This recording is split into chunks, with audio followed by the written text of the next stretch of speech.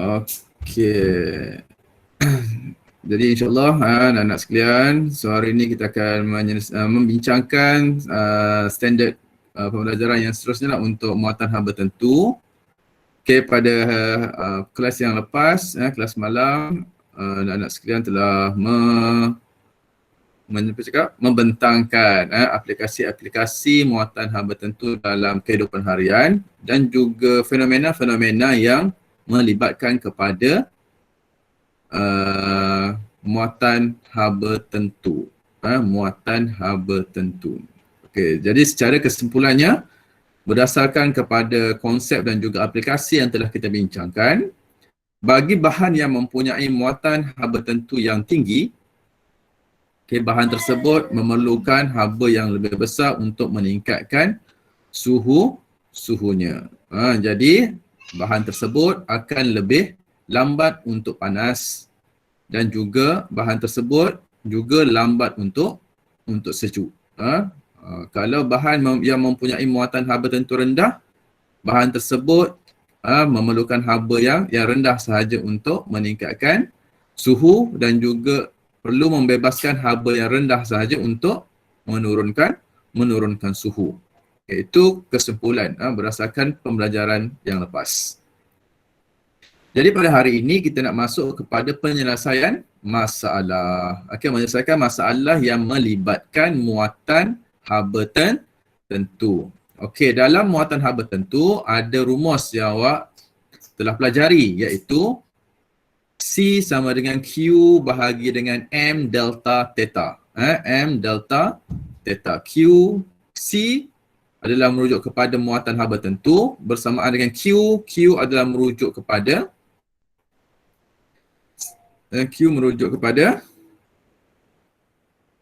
C sama dengan Q per M delta theta. C merujuk kepada muatan haba tentu, Q merujuk kepada kuantiti haba, M merujuk kepada jisim, delta theta merujuk kepada perubahan suhu. Okey, so hari ini kita nak bincangkan berdasarkan kepada rumus tu je. So tak ada masalah lah kan. Okey. Tengok contoh yang pertama, sebuah blok logam berjisim 0.5 kg. So 0.5 kg ni adalah merujuk kepada jisim. Okay, apabila baca soalan, ada nilai, kemudian nilai tu cuba kita keluarkan menggunakan simbol, simbol standard. Jisim simbolnya adalah M kecil. So jisim 0.5 kg. Kita boleh tulis jisim bersamaan dengan 0.5 kg.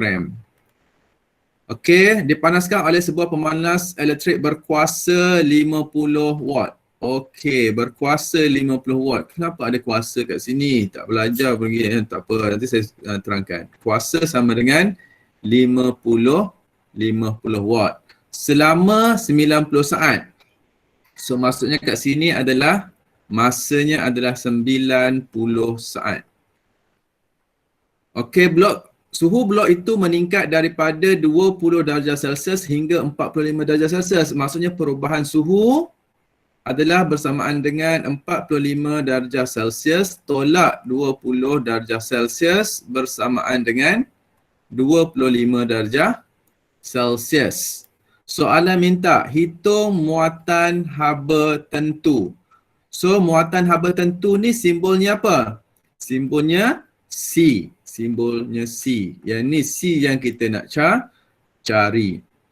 Okey, berdasarkan kepada rumus yang kita dah belajar, C adalah bersamaan dengan Q bahagi dengan M delta theta. Okey, itu rumus yang kita dah pelajari. Tapi dalam maklumat yang diberikan, M kita ada, betul? M kita ada kan? Delta theta ada? Delta theta pun ada 25. Ada. Tetapi Q tidak diberikan secara terus. Q tu merujuk kepada kuantiti haba. Kuantiti haba nilainya tidak diberi secara terus. Tapi maklumat yang diberikan adalah power dan juga masa. Apa kaitan dengan rumus yang kita nak buat ni? Okey, perkaitannya adalah kita kena tahu juga Q. Q adalah satu bentuk tenaga. Q adalah juga sama dengan PT. Okey? Okey. PT ni maksudnya tenaga elektrik. Okey? Tenaga yang dihasilkan oleh tenaga elektrik. P kuasa darabkan dengan masa. Okey. Seperti mana kita belajar Q adalah tenaga, betul? Tenaga ni ada banyak, betul tak? Tenaga kinetik. Betul tak tenaga kinetik? Okey, Q juga boleh juga nanti mungkin ada soalan boleh kita kaitkan dengan 1/2 mv kuasa 2.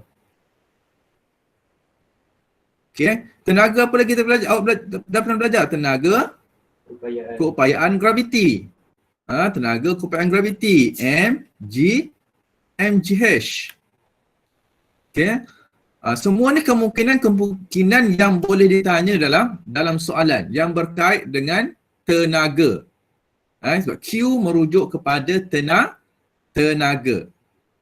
Okay, kalau dalam kes ni tenaga apa yang dibekalkan? Tenaga elektrik.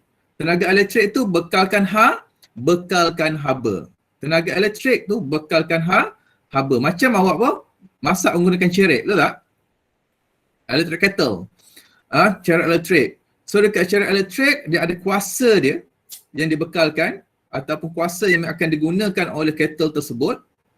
Okey, kemudian awak ukur masa lah. Ukur masa. Ambil masa. Berapa lama untuk air itu mendidih. Okey, so daripada kuasa yang ada pada electric kettle dengan masa untuk air tu mencapai suhu 100 darjah Celsius. Okey, awak darabkan dua tu, awak akan dapat jumlah haba yang dibekalkan untuk mendidihkan air awak yang dalam kettle tu. Macam tu. Okey, panjang penjelasan kat situ. Ya, jadi kita selesaikan masalah. C adalah sama dengan, sebab kita tahu Q adalah sama dengan PT, kita substitutekan, kita gantikan PT bahagi dengan M delta theta. So ni rumus baru yang kita jumpa lah. Ya. So dah dapat rumus, kita masukkan nilai. Masukkan nilai dalam rumus. Masukkan nilai dalam rumus dapat 1 markah. Berapa nilai kuasa? 50 watt. Masa 90 saat. Okey, kena ingat masa ni T dalam setiap pengiraan awak dalam fizik, masa mesti dalam unit saat. Melainkan kalau dia minta dalam unit lain lah. Kalau dia tak minta dalam specific unit, mesti dalam unit saat. Ataupun semua kuantiti fizik nilainya mesti dalam unit SI. Contoh jisim mesti dalam unit kilogram. Kalau dia bagi dalam gram, mesti tukar dalam kilogram. Ya. Kalau saat dia bagi, kalau masa dia bagi dalam jam, tukar ke dalam unit saat. Kita cuba guna unit SI. Okey, bahagi dengan M 0.5. Perubahan suhu tadi dah kira adalah 25 darjah. Okey, so tekan kalkulator, berapa jawapan yang awak dapat?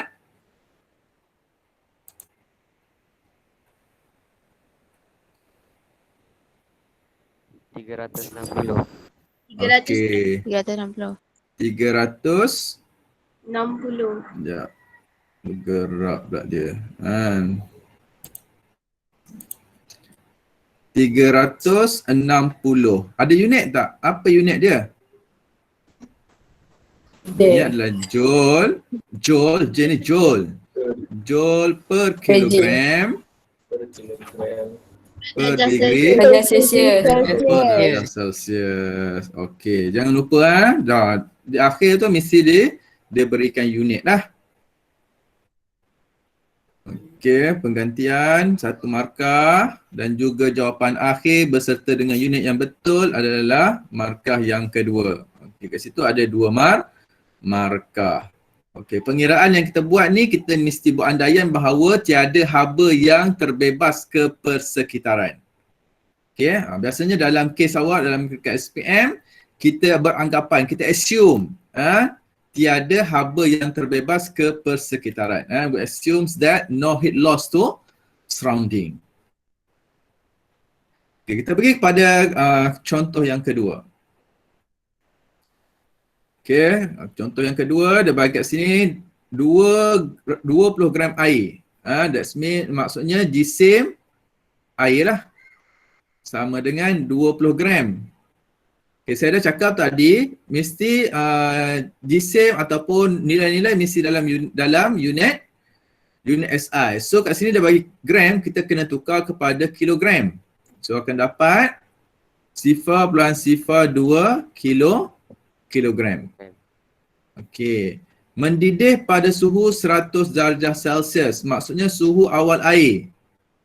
Theta initial air. Air ni initial lah. Dia apa lah? Initial lah air. Boleh lah. Sama dengan 100 darjah Celsius. Dituang ke dalam sebuah gelas yang mengandungi 200 gram air. Satu lagi cawan. Ni jisim air satu. Okey, kemudian kita pergi jisim air 2 pula bersamaan dengan 200 gram. Tukar juga kepada kilogram, dapat 0.2 kilogram. Pada suhu bilik air tadi, suhunya bilik, pada suhu bilik. Suhu biliknya theta awal air 2 adalah bersamaan dengan 28 darjah Celsius. Okay, hitungkan suhu akhir campuran air itu. Okay, berapa suhu akhir campuran air itu? Kini kita tak boleh agak-agak. Kalau agak-agak cakap lah, bagi 2 lah cikgu. Tak boleh. Kenapa tak boleh? Pertama, sebab jisimnya berlainan. Okey, sebab jisimnya berlainan. Sebab kadang-kadang ni, ada kadang-kadang kalau mula-mula belajar dia cakap campur ni 100 tolak 28 bahagi 2, dapatlah jawapan. Tak boleh macam tu sebab apa? Jisim dia tidak sama. Jadi macam mana kita nak buat? Kita tengok situasi dia. Situasinya sekarang ada air panas, ni airnya 100 darjah Celsius. Lepas tu ada air yang 28 darjah Celsius. Kalau kita masukkan air ni, maksudnya apa akan berlaku nanti? Suhunya akan kurang daripada 100, betul? Betul. Dan suhunya juga akan lebih daripada 28 darjah Celsius, betul? Betul. Okay. Jadi berapa nilai dia? So kat sini kita kena buat anggapan bahawa jumlah haba yang diserap jumlah haba yang dibebaskan adalah sama dengan haba yang diserap.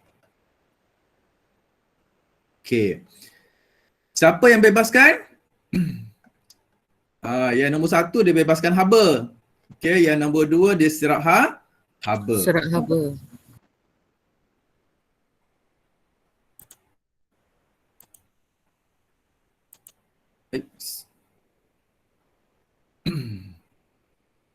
Okey, jadi kita anggap yang nombor 1 ni bukan anggap lah, nombor 1 ni memang bebaskan haba, yang nombor 2 ni dia serap haba. Jadi Q sama dengan apa? Rumus awak belajar sebelum ni, C adalah sama dengan Q bahagi dengan M delta theta.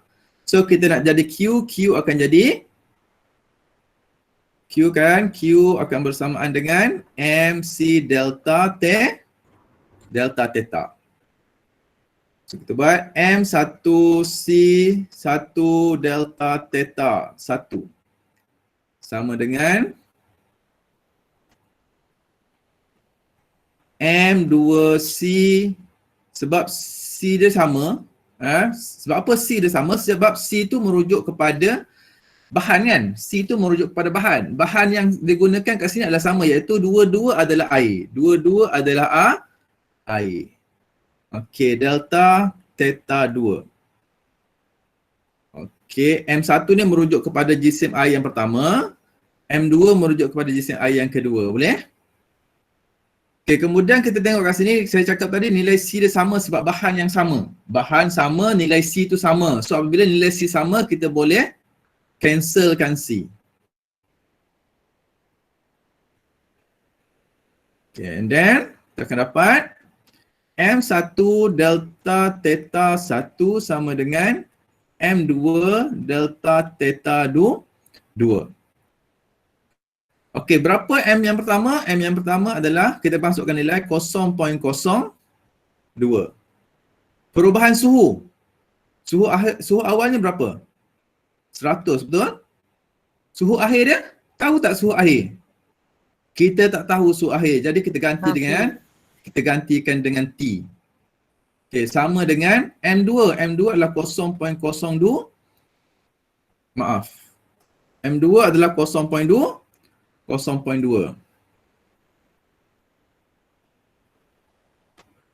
Okey, darab dengan perubahan suhu. Okey, perubahan suhu adalah suhu akhir tolak suhu awal, betul? Tapi kita boleh moduluskan dia, kita anggap yang akhir tolak yang awal lah. Okey, antara yang kat sini, suhu yang tinggi apa? Suhu yang tinggi, suhu akhir kan? T tolak dengan 28. Okay, ni perubahan suhu sebab T ni kita dah tahu dia suhunya mesti lebih tinggi daripada 28. Sebab kita nak tolak, kita nak dapatkan nilai yang positif. Kita nak dapatkan nilai yang positif. Sebab perubahan suhu mesti nilai itu positif. Okay, kalau awak buat 28 tolak T pun tak ada masalah. Tapi awak kena moduluskan dia ataupun awak kena positifkan nilai tersebut. Okay, so dapat macam ni awak selesaikan secara matematik. So dapat apa ni? 0.02 darab 100 dapat 2 kan? 2. Tolak dengan 0.02T. So sama dengan 0.2T tolak dengan 28 darab dengan 0.2 dapat 5.6. 5.6. Okey, jadi kita susun ikut dia punya persamaan dia lah kan. Yang ni 0.2T akan dapat, kita letakkan TT akan dapat 2.02T tambah dengan 0.02T bersamaan dengan 2 tambah dengan 5.6. Betul tak saya punya matematik ni? Mustafa, betul tak saya punya matematik ni?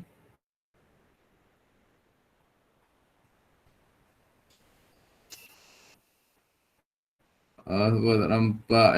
Betul tak ni? 0.2. Okey, yang sini saya pindahkan ke sini. Lepas tu yang ni saya pindahkan ke sini. Tapi saya susun semula, dapat yang ni lah. So, akan dapat 0.22T bersamaan dengan 7.6T, 7.6.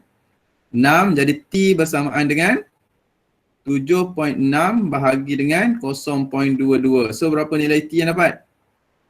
34.55.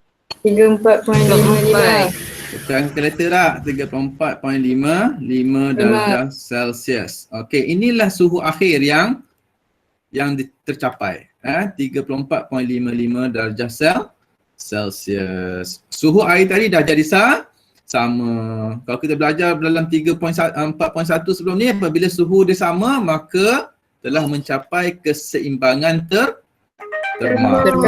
Okay. Okay, ada soalan setakat ni? Ada apa-apa nak tanya? Kita apa hal? Ada. Rozita, okey.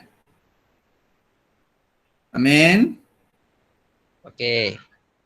Okay, Luqman. Are you here, Luqman? Kantoi.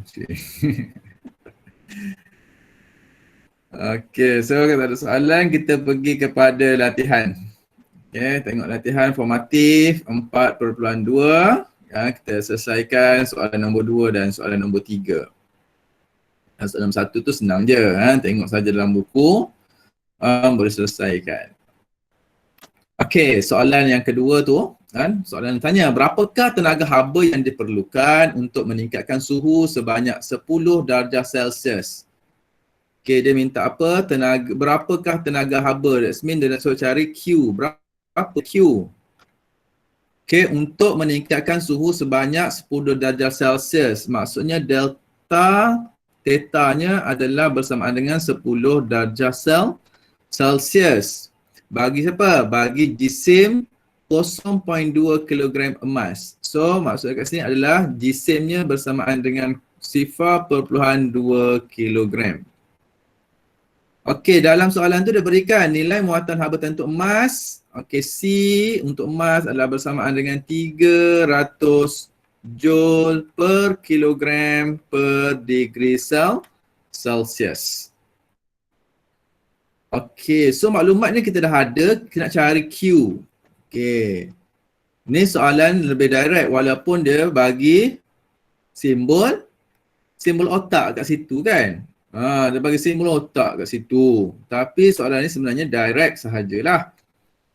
Okey, so Q adalah bersamaan dengan MC delta theta. Okey. Kebanyakan buku KSSM dia menggunakan delta theta lah, perubahan suhu. Kalau awak tengok buku-buku kakak-kakak awak sebelum ni, dia terus sahaja MC theta. Okey, kita letak delta kat situ sebab nak bagi penjelasan kepada awak, delta theta adalah merujuk kepada perubahan suhu, perbezaan antara suhu akhir dengan suhu awal. Kita akan tengok kat situ. Okey, jadi kita dah tahu rumus. Apabila kita dah tahu rumus, and then tadi kita dah keluarkan maklumat-maklumat yang ada dalam soalan berdasarkan kepada simbol standard, maka mudahlah untuk awak membuat penggantian. Jadi berapa nilai M? Nilai M awak adalah 0.2. Nilai C muatan haba tentu untuk emas 300. Perubahan suhu adalah sebanyak 10 darjah Celsius. Okey, so tekan sahaja kalkulator. Berapa jawapan yang awak dapat? 600. 600. Unitnya? Apa unit untuk haba? Joule. Apa unit? Joule. Okey, joule. Joule. Ya, pastikan jawapan akhir ada unit. Okey, kebiasaan inilah markah yang akan diberikan. Okey, markah penggantian 1 markah dan juga markah akhir dengan unit yang betul 1 markah. 2 markah dekat soalan ini. Senang kan soalan ni? Siapa cakap soalan fizik susah? Senang je. Okey. Baik, kita pergi kepada soalan yang berikutnya. Sebuah bekas mengandungi 200 gram air.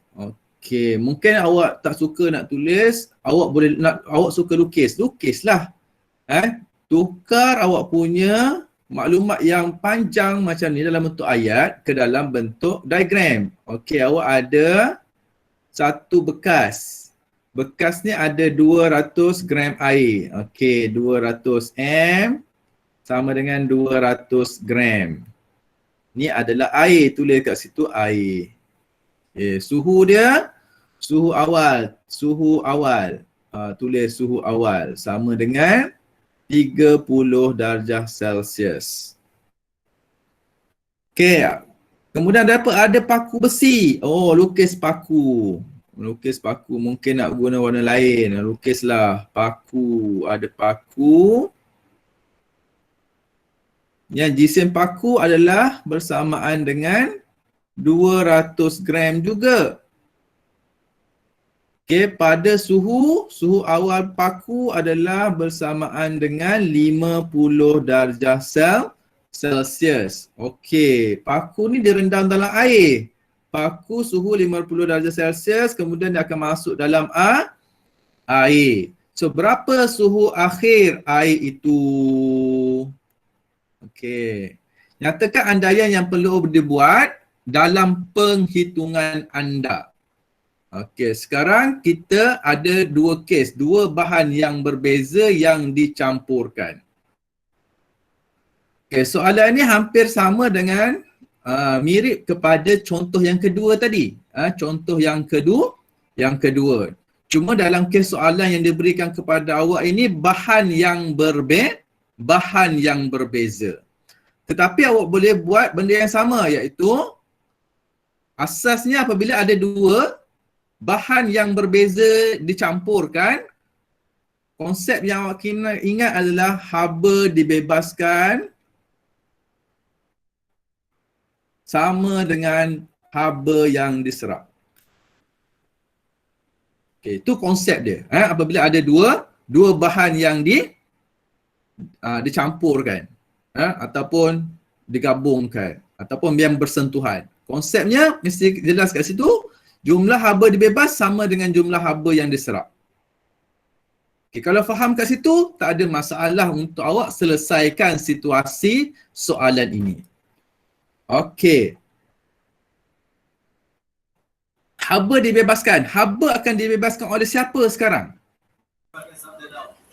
Yang tinggi, suhu yang tinggi kat mana? Suhu yang tinggi adalah pada paku. Suhunya adalah pada suhu yang tinggi pada paku. Jadi paku akan bebaskan haba, manakala air dia akan serap haba. Kenapa air serap haba? Kerana suhu air lebih rendah berbanding dengan suhu paku. Okey, jadi kita tulis kat situ, jisim paku, muatan haba tentu paku, perubahan suhu paku. Macam tu contoh ikutlah kalau bahasa Inggeris MN. Jadilah MN, signal. Ni untuk kita bezakan, kita bezakan kiri dan kanan. Kita nak membezakan persamaan kiri dengan kanan. Okay, so bersamaan dengan jisim air, muatan haba tentu air, perubahan suhu air. Okay, dan kita masukkan, kita dah tulis rumus ni, barulah kita gantikan nilai. Nak ganti nilai terus boleh, tapi saya takut awak tertinggal maklumat. Jadi kita buat step by step. Buat step by step. Jisim paku, berapa jisim paku? Oh, dia bagi dalam unit gram. Kalau bagi unit gram kena buat apa? Tukar kepada unit kilogram. So dapat berapa jisim dia? 0.2 kilogram. Okey, nilai C untuk paku berapa? 0.2. Nilai C kan muatan haba tentu ni, muatan haba tentu. 450. Okey. 450. Berapa perubahan suhu? Dia akan 50 dengan perubahan kita tak tahu, suhu air kita tak tahu kan, kita nak cari suhu air betul? Jadi perubahan suhu adalah 50 tolak T. Sebab T ni adalah nilai yang lebih rendah daripada 50 nanti. Okey, so sama dengan MA. Jisim air berapa jisim air?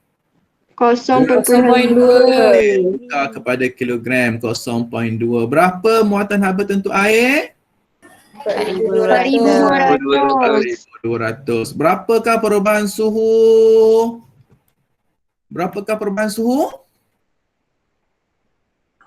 T tolak 30. Terus Farah, T tolak 30. Jadi selesai kan? Matematik. 0.2 darab dengan 450 darab dengan 50 dapat berapa?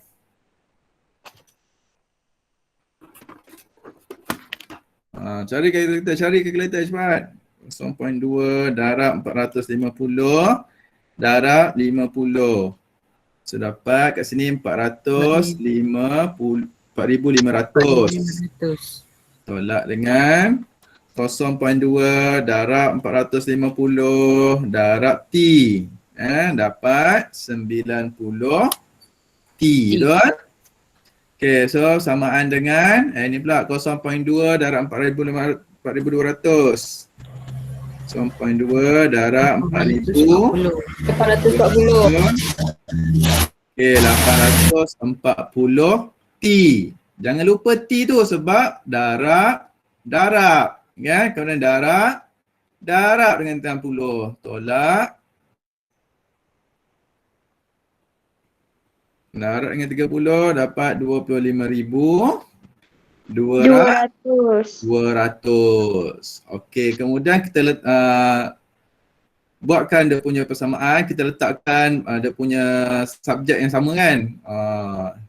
Kat sini 800 kita tukar, kita akan dapat 4,500 tambah dengan 25,200 bersamaan dengan 840T tambah dengan 90T. Betul tak saya punya susunan ni? Betul. And then kita selesaikan masalah. Okey, 25,200 campurkan dengan 4,500 akan dapat 29,700 bersamaan dengan 930. okey, 930T.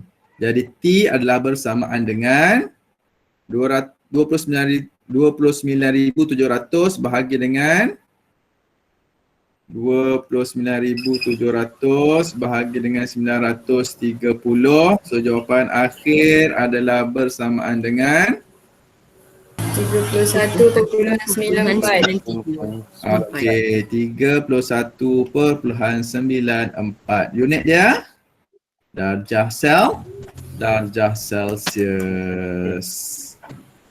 Okey, boleh tak? Kat sini, ini saya rasa biasanya kat sini ada 3 markah lah. Kat sini ada 3 markah.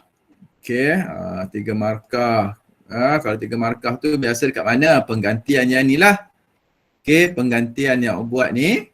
Okey, yang kedua matematik kat sini ada sikit. Dan juga jawapan akhir tu. 3 markah. Panjang 3 markah lah. Kalau pendek 2 markah. Okey, ada satu lagi soalan yang kita tak jawab. Apa dia? Soalan minta nyatakan andaian yang perlu dibuat dalam perhitungan kita ni. Apa kita punya assumption kita?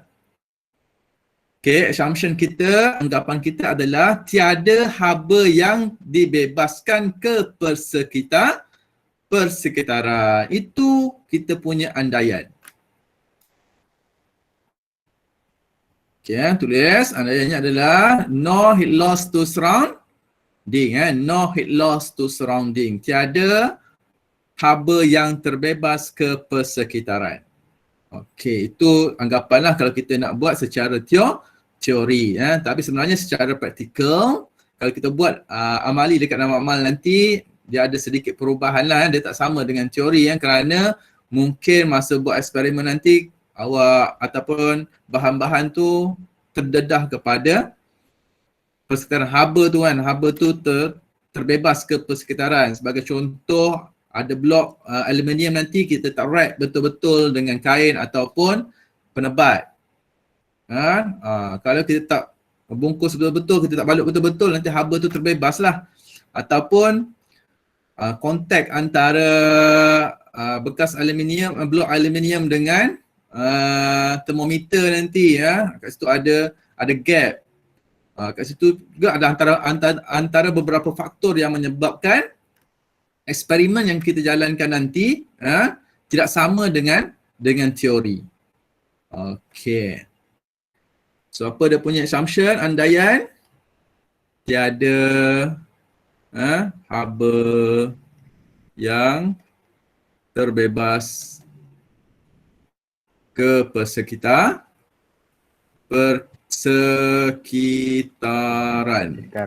Okey. Boleh? Ada soalan nak tanya lagi? Ada soalan nak tanya?